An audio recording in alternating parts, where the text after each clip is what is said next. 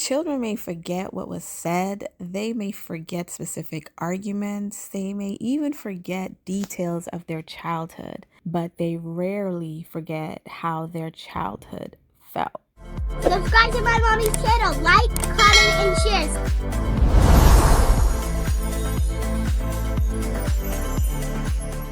Hey y'all, welcome back to Where is the Manual? It's your girl Kiki.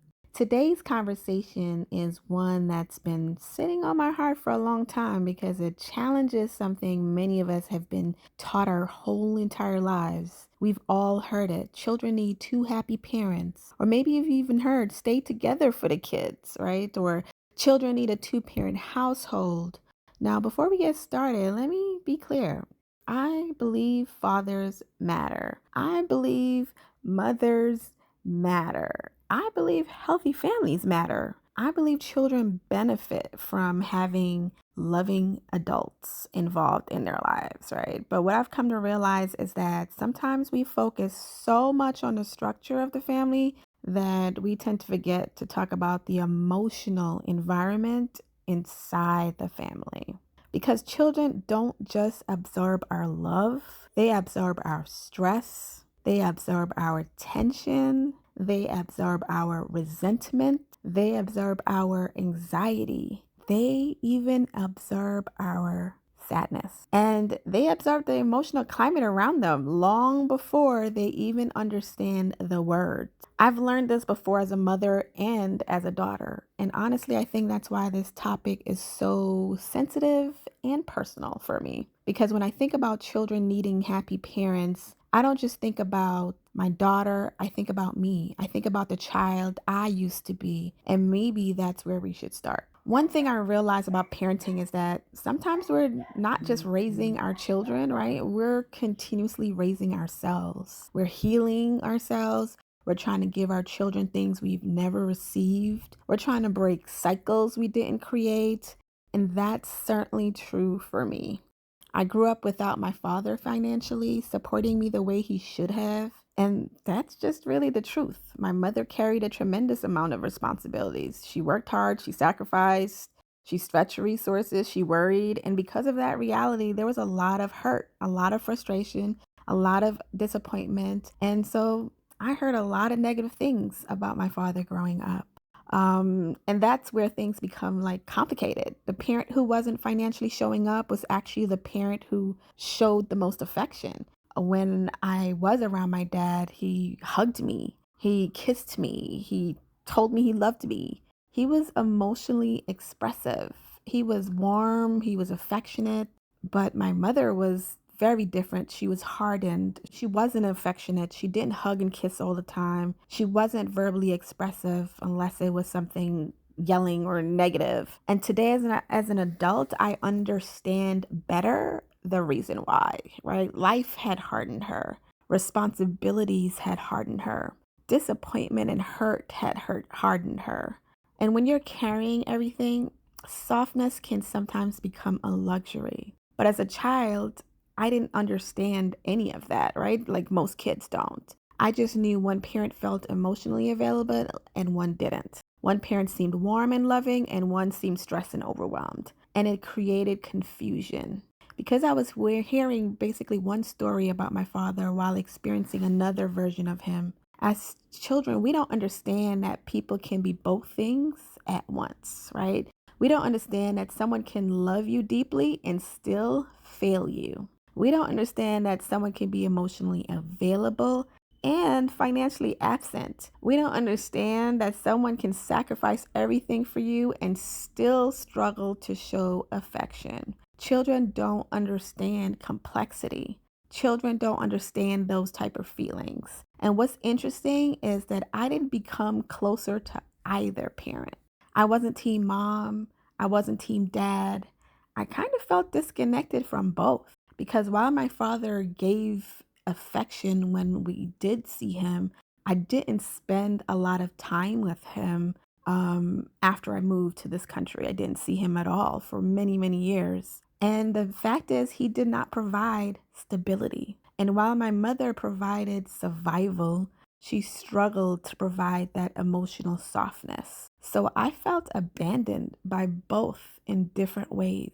That took me years to unpack and understand. People always say kids don't care about money. I actually disagree.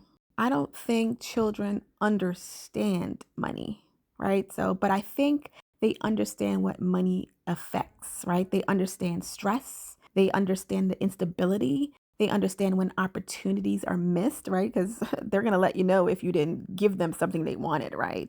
They understand when their parents are arguing about those finances. They understand when resources are limited, right? Because they can't get what they want. Because I know I certainly didn't. Financial instability became one of the defining themes of my childhood. Not because I understood bills, but because I understood uncertainty. And uncertainty doesn't feel safe to anyone, much less children. And so by the time I was 14 years old, I had a job, not because I wanted to just spend the money. It's not because I wanted designer clothes. I got a job because I needed things. I started paying for my own clothes, my own necessities, my own personal items. And while people praise independence, what they don't talk about is what it does to a child emotionally. Because I didn't become independent, I became hyper independent. I learned very early that I couldn't rely on anyone. And that belief followed me into my adulthood and in the decisions that I make. It followed me into my career, not because I love money, but because I associated money with safety. Money meant predictability, it meant security, it meant not having to worry, it meant not feeling vulnerable. So when people ask me, why am I ambitious? Why have I always been driven? Why do I continue to work so hard?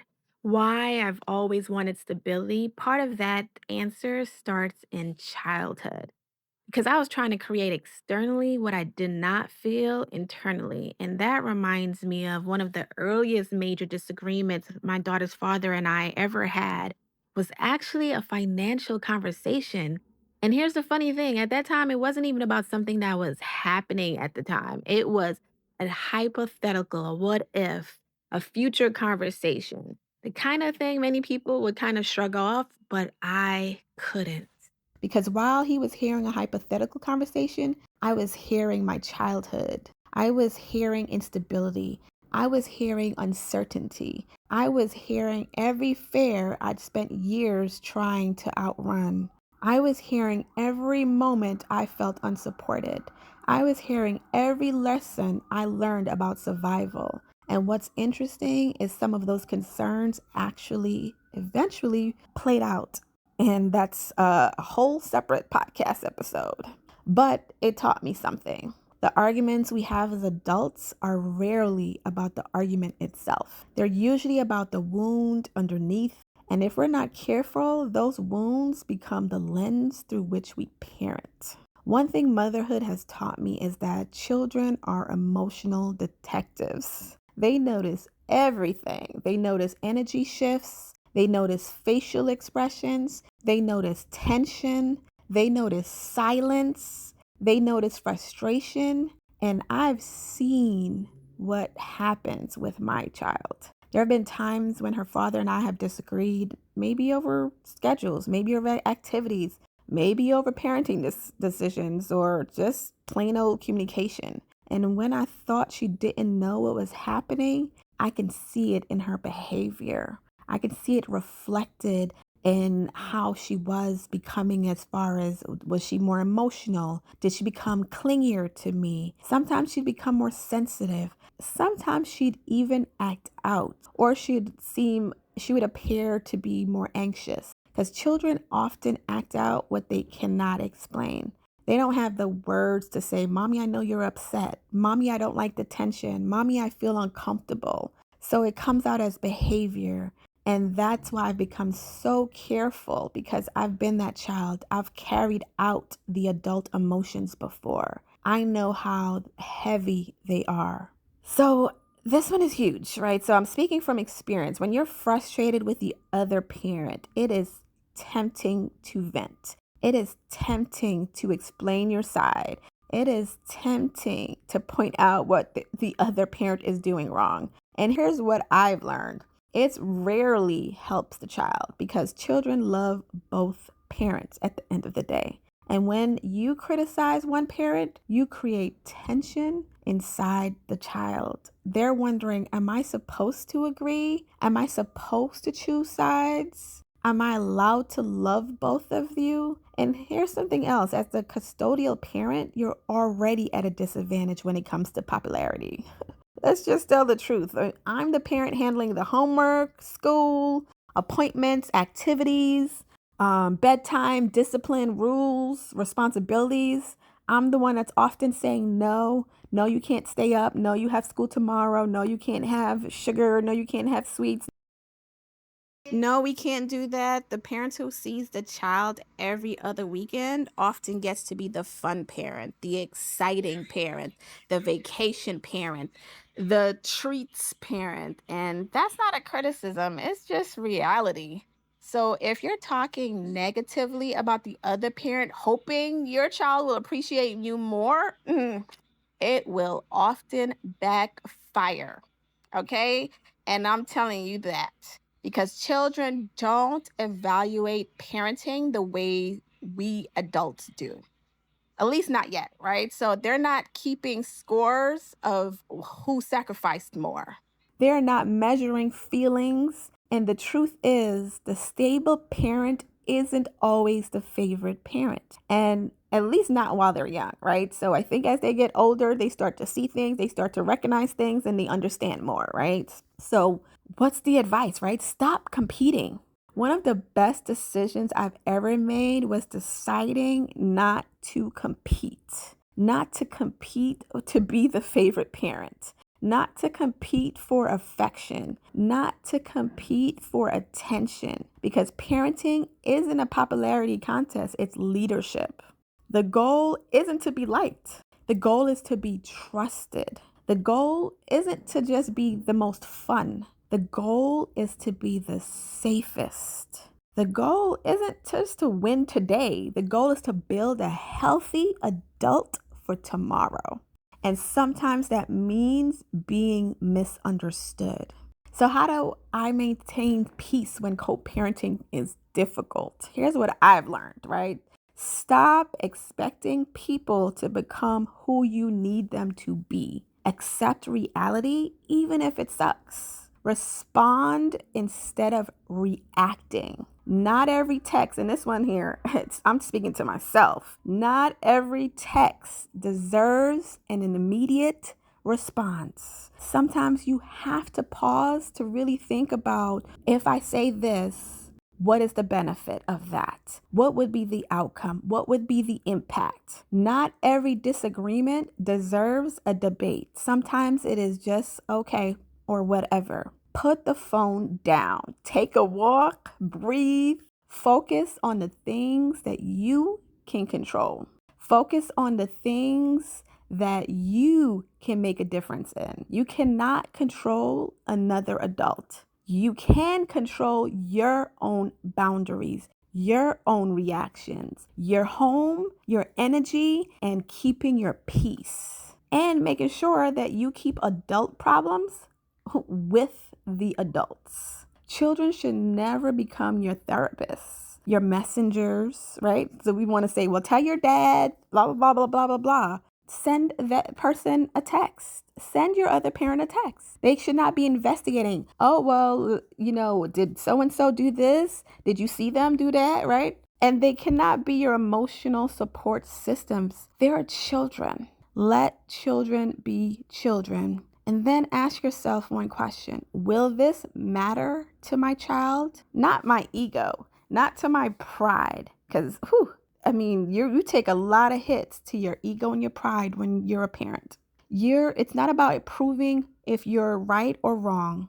It's about figuring out if this matters to my child. And if the answer is no, then let it go. I've come to believe children don't need two parents that are together. They need healthy parents. They need parents who are healing, parents who are growing, Parents who know how to regulate themselves, right? Because we're trying to get the kids to regulate their emotions and themselves, but we need to show examples, right? Parents know how to apologize. Parents who know how to protect their children from adult burdens. Parents who create emotional safety, because happiness will come and go, but emotional safety lasts. And that's what I want for my child. And I'm sure that's what you want for your children too. I don't want my baby carrying disagreements I have with her dad. I don't want her feeling responsible for my emotions or his emotions. I don't even want her choosing sides.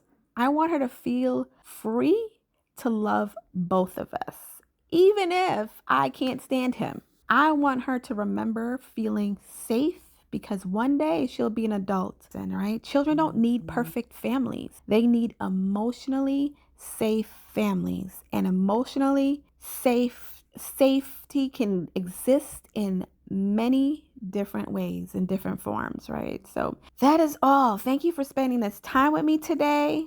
And if you're listening and you're carrying wounds from your own childhood while trying to raise your own children differently, I want you to know you are not alone. Healing and parenting often happen at the same time. Sometimes we're raising our children, sometimes they're helping raise us. So until next time, this is Kiki, and this is Where's the Manual? And as always, we're all figuring it out one page of the manual at a time. Subscribe to my mommy's channel. Like, comment, and share. See you all next time.